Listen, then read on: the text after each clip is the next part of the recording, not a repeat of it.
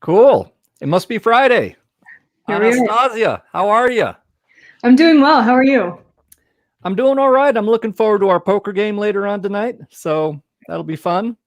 And we're actually doing something a little bit different this week because normally we like to give a little coverage to some of the movies that you can watch through the internationalfilmseries.com website.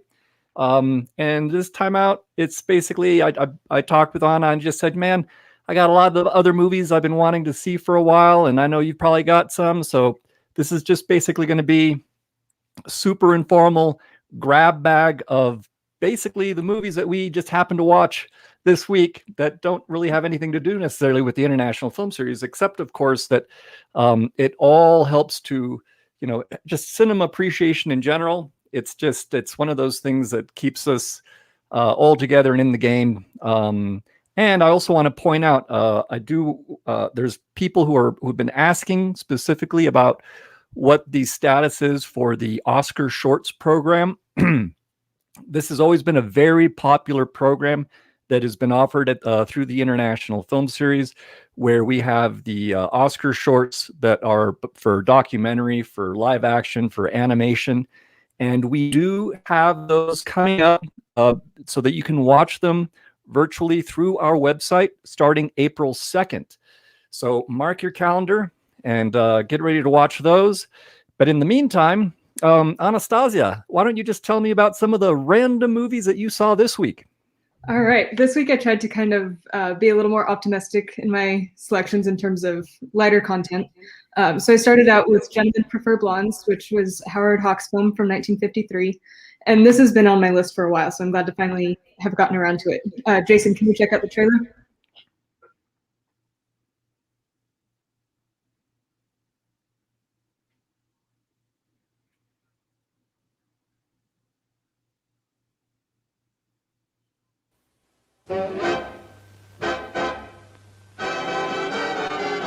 We're just two little girls from Little Rock.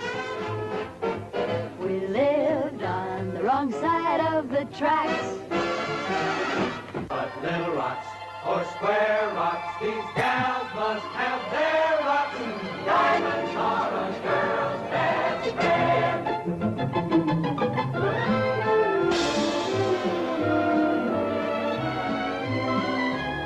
Yes, it was a great book. Greater as a Broadway stage hit. And even more gorgeous, glittering, and hilarious on the screen. With Marilyn Monroe as Lorelei Lee, the world's most fabulous gold-digging blonde. I just love finding new places to wear diamonds. And Jane Russell as Dorothy Shaw, the world's most talked-about brunette. Mr. Esmond and I are going to be married. To each other? Of course to each other. Who else to? Well, I don't know about you guys. I always sort of figured Lorelei would end up with the Secretary of the Treasury. My little angel, you don't even know there's a certain kind of gal would take advantage of a situation of this sort. May I kiss your hand? I always say a kiss on the hand feels very good, but a diamond tiara lasts forever. Bye-bye, baby. Remember you're my baby when they give you the eye. When love goes wrong, nothing goes right. I like a beautiful hunk of man, but I'm no physical culture fan. Ain't there anyone here for love? Men grow cold as girls grow old, and we all lose our charms in the end. But square cut or pear shape, these rocks don't lose their shape. Diamonds are a girl's best friend. Diamonds are a girl's best friend.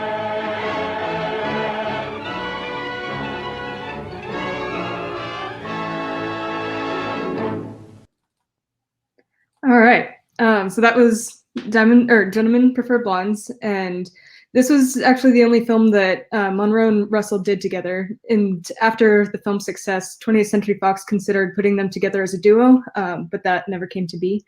And the show is also adapted, as we saw in the trailer, a couple of times from book to Broadway show to Broadway musical, and then to the final film.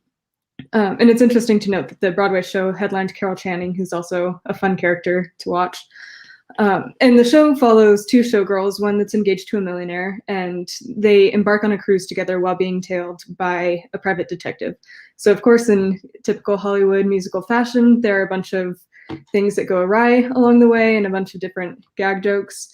One delightful moment in the film shows Russell by the pool, and she gets knocked in by one of the Olympic divers that's on set. And after seeing the rushes, Hawks decided to include that in the musical or in the movie. So it's a fun little moment there.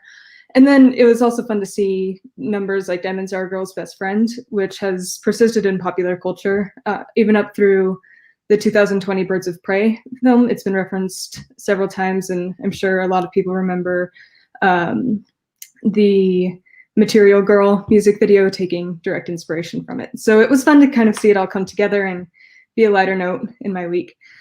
And so after checking out Gentlemen Prefer Blondes, I looked at Mafioso, which was directed by Alberto Latuada in 1964, who will be familiar to IFS customers from Without Pity, that was shown last spring. And so this one I kind of selected because I've been taking a class on the Mafia, and a lot of the movies we're watching for that have been heavier. So when I saw that there was a film about the Mafia that was a comedy, I decided to look into it. So Jason, can we check out that trailer?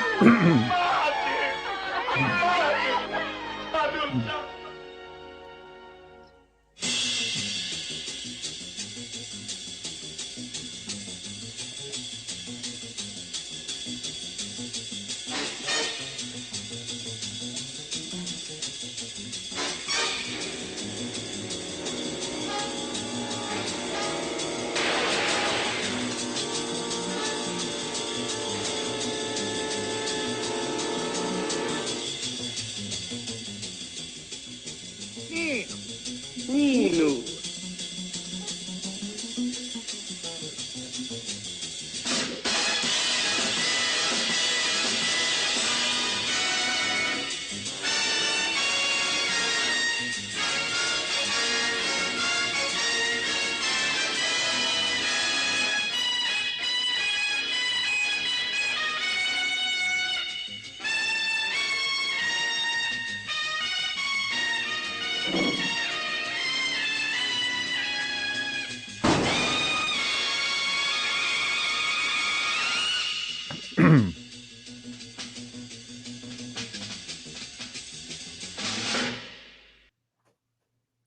All right.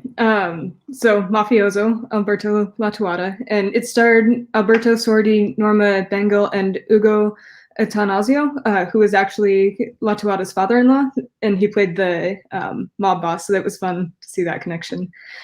So this movie follows a man and his family as they vacation to Sicily to rediscover his Sicilian roots. And they typically live in Milan, but they take 15 days to go visit his hometown. So this comically deals with a serious subject matter without downplaying the weight of the issue. And this is shown, there's one scene where they're taking the ferry in to Sicily, and Jason, I think there's a still of this, but the wife makes a comment about Italy fading away. And this spoke to the cultural division that kind of existed between Sicily and the mainland of Italy. So it deals with the cultural tensions and the kind of difference between the northern part of Italy and the southern part, and how the mafia played a role in this. And so what's interesting about this film is they use multiple locations, such as Milan, Sicily, and New York. So it's fun to see not only different parts of Italy, but also being able to travel to New York too in a mafia film, kind of connecting the different strains that there are. And so this was interesting too, because Latuada mentions how he, when filming this, was kind of grateful that his films hadn't been successful in America yet, because he was able to shoot in New York without anybody acting any differently than they would on the street. So he could do a lot of successful location shooting that way. So this is on the Criterion channel, and included with that, there are several interviews from Latuada's family members and trailers, and an interview with him himself. So it's fun to see a lot of behind the scenes things that come along with that. What did you watch this week, Pablo? I watched a lot of things, but well, real quick though, before I dive into some of the things that I saw, I was just curious when it comes to Howard Hawks, do you have like a list of some favorites by him, or I do. I really love Scarface, the 1932. Scarface is fun. Yeah. And then, if I'm not mistaken, His Girl Friday is Hawks, correct? Right. Yeah. So I think those two. How about you? No, His Girl Friday is great, but I have to say that if I had to make a choice of 3 Howard Hawks films, it would probably be Only Angels Have Wings from 1939, To Have and Have Not 1944, and The Thing from Another World 1951. So yes, The Thing from Another World I've been really meaning to get to, but that's another one on my list that I haven't seen. And when you selected Mafioso, and I was just thinking, boy, if we'd had that over at the International Film Series, we have one customer, Gregory. If you're out there, we know that. Well, we miss you. We miss seeing you in our theater, but he always makes a point of coming out to the ones that have that are Italian based, and so that would have been a fun one for him. Now, you speak about that having been available on the Criterion channel, and I'm going to use that as a segue, because I actually got turned on to I'm All Right, Jack, which is also available on the Criterion channel. That was directed by John Bolting, released 1959, and I'm not going to say too much about it because it's actually one that Alex and Todd also she chimed in on it, and they were talking and a lot about I'm All Right, Jack. So if you want to hear more about that, you can kind of refer to the podcast. But I do just want to point out, maybe Jason, if you could pull up the screen grab that shows Peter Sellers. Yeah, he's reading my mind.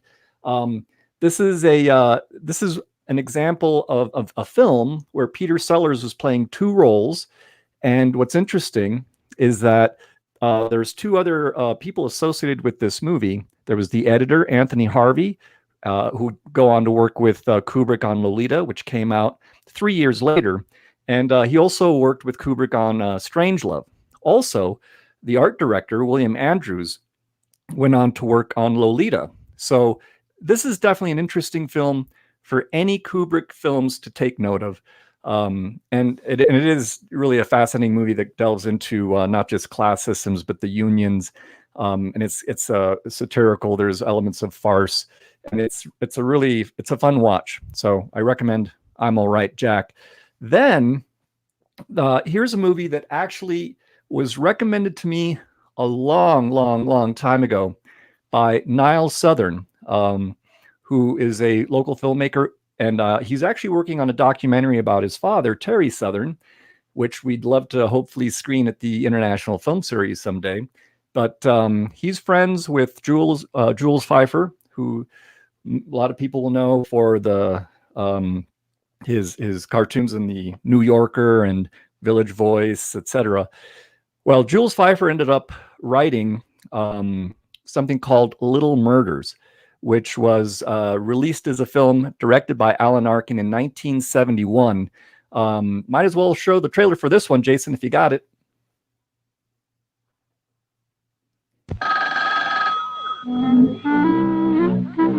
Life is full of little problems. Creep. Little annoyances. Little irritations. Police emergency, Sergeant Kirshner. 1 moment. Little pains. Little setbacks. You don't have to if you don't want to. And little disappointments. Why not? I don't feel like it. I'll tell you when I feel like it.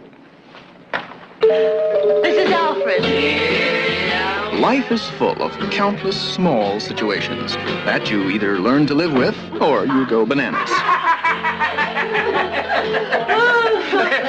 Kenny's the comedian around here.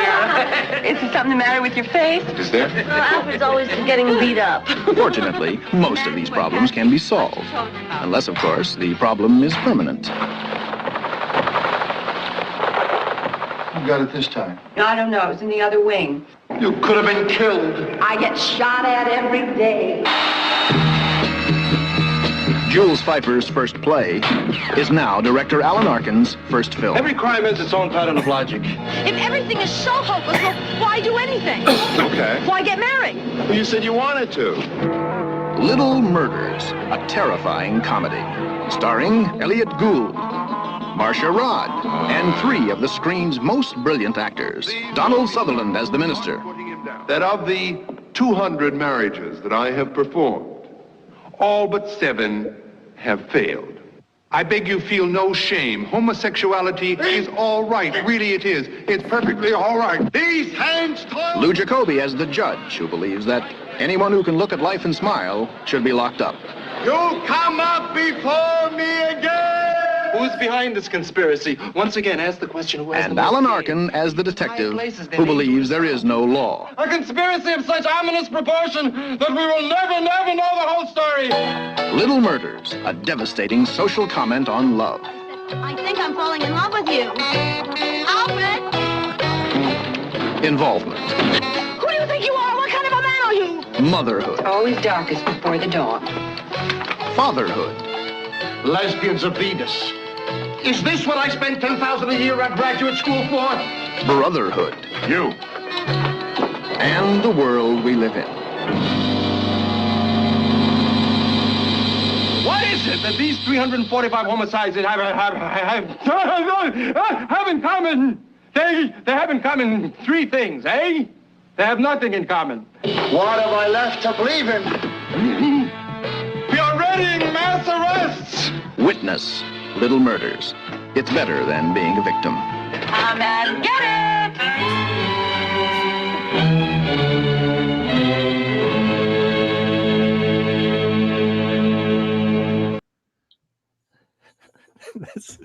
This movie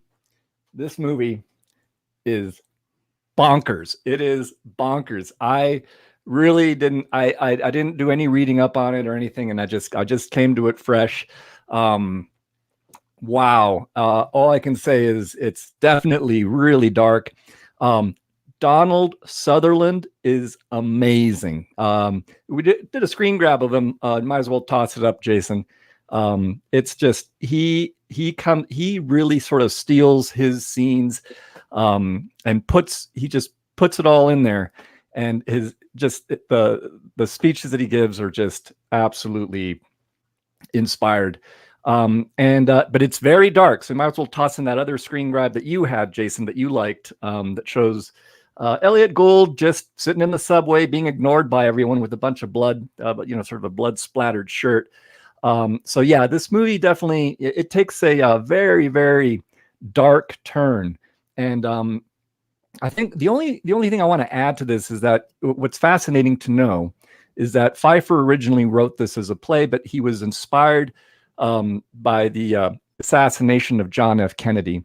And to quote him, he said, I wasn't a big fan of his. He was the first actor in the White House. And then when Oswald was shot, I thought there is a madness going on. And because of my politics, I saw that madness in Vietnam too. So the motive of the play was the breakdown of all forms of authority in religion, in the family, and within the police. Urban violence was always the metaphor in my mind for something more serious in the country. And yeah, it's basically, this love affair that we have with gun culture. It really gets the treatment in this movie. And it's Little Murders is just one of those movies that I don't think a lot of people have talked about. I haven't necessarily heard it referenced, and honestly, I would love to bring it to the IFS at some point. Maybe bring out Niall to talk about it, and and who knows? He says that maybe Jules Pfeiffer might even do a little talk, or maybe nowadays with everyone zooming in, he would join us. I'm going to switch gears though, because I don't want to eat up too much time this afternoon. We want to get ready for our weekends. But speaking of zooming, Walter and the Denver Library have been doing an incredible job with their Saturday matinees, and I've been trying to catch up on the movies that they've been talking about over there. Check out, I know they have a YouTube channel. I was actually starting to watch the one where Walter was talking with Denver native and director of Knives Out, Ryan Johnson. They went and did a whole hour on Under the Skin, which is of course an incredible film. And I've always, I really, that also directed by, Jonathan Glazer. I'd seen Glazer's Sexy Beast, which came out in 2000, obviously Under the Skin, saw that at Telluride in 2013. But he did this other film, Birth, which I was reminded of while watching Walter's talk with Ryan. This stars, it's got a pretty incredible cast. You got Nicole Kidman, you got Lauren Bacall. And actually, Jason, do you want to show the trailer for this one?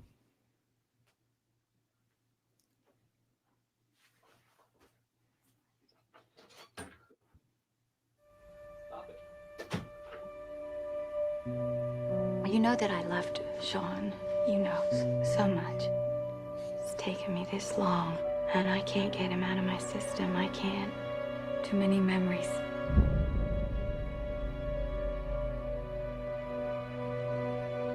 I understand that this is gonna sound crazy. I've met somebody who seems to be Sean. Am I to understand that 10-year-old boy told you he was your late husband, Sean? He said, "It's me, Sean. What am I supposed to think?" He's back.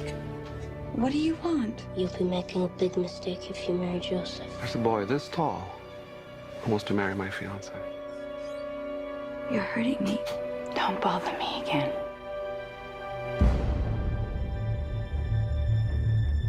From now on, we're gonna tell the truth. What do you want to know? How did Sean meet Anna? We met at the beach. We got married 30 times in 30 days. How do you know what you know? I'm Sean. You can't go around saying you're somebody you're not. What are you doing? I'm looking at my wife. This is insane. I mean, I don't want to fall in love again with Sean, and that's what's happening. You can think whatever you want. Everybody can think what they want. I'm who I say I am. Stay away. Stay away. You ask Anna who she loves more, me or Joseph. Go ahead. Go ask her.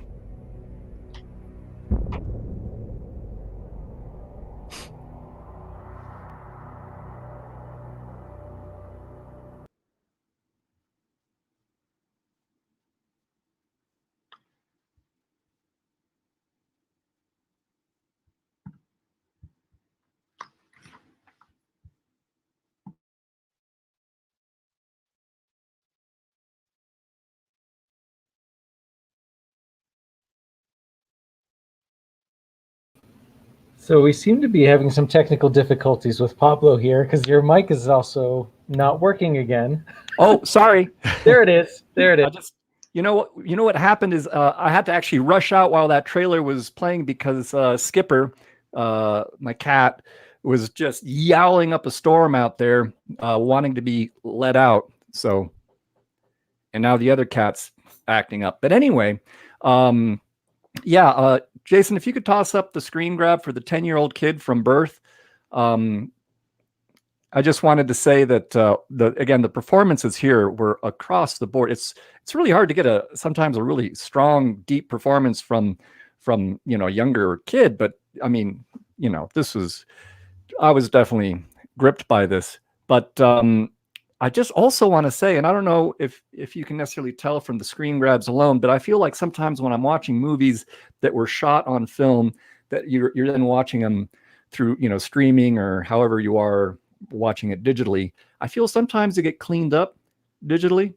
And what I thought was beautiful about Birth was that I could really see the grain, and in every shot, it was just very apparent to me. There's also, we got a nice screen grab of Nicole Kidman. The color schematics for this movie are, I thought, really effective, and also just, I feel like I'm in the hands of a master. I mean, every composition was done in such a way that I felt like it couldn't be better. And I just, all I can say is, I can't believe that I missed out on watching this earlier. And I think part of the reason is just because the premise was just a bit of a hard sell to me, and I think probably to the general public as well. This idea of a husband who recently passed away, and then he comes back reincarnated in a 10-year-old kid. It's a bit of a hard sell. Sounded a little new agey to me at the time, and Birth has nothing to. It's absolutely not that. It's serious. It's poetic. And I really, I was, like I said, I just was gripped by it. So I would definitely recommend that for sure. And again, I would also recommend anyone who's interested in knowing more about, Under the Skin to check out Walter and Ryan talking about it on their YouTube channel. And that's all I got. I think, we're almost a half hour in, and I'm ready to get ready for our poker game later on. And for the weekend, we got a nice day coming up tomorrow, and then snow again. But on a closing note, just a reminder, FYI, to people out there who are interested in watching the Oscar shorts, all 3 different Oscar shorts programs will be available through the internationalfilmseries.com website starting April 2nd. And Anna and I will hopefully tackle a different movie or different movies next week. And thanks for anyone who is tuning in. Anna, thank you for taking the time, and we'll talk more next time we meet.